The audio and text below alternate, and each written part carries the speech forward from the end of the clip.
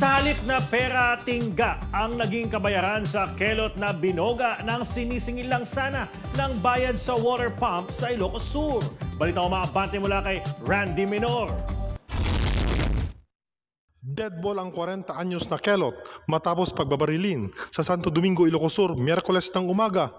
Ayon sa Santo Domingo Police, pumunta ang biktima kasama ang kanyang live-in partner sa bahay ng mag-amang sospek para maningil ng bayad ng water pump.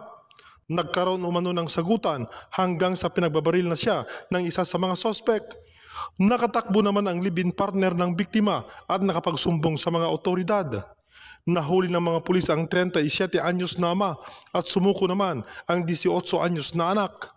Narecover ng mga pulis ang bangkay ng biktima na binalot sa tolda at sako sa bulubunduking bahagi ng nasabing bayan na dito siya itinapon ng mag-ama.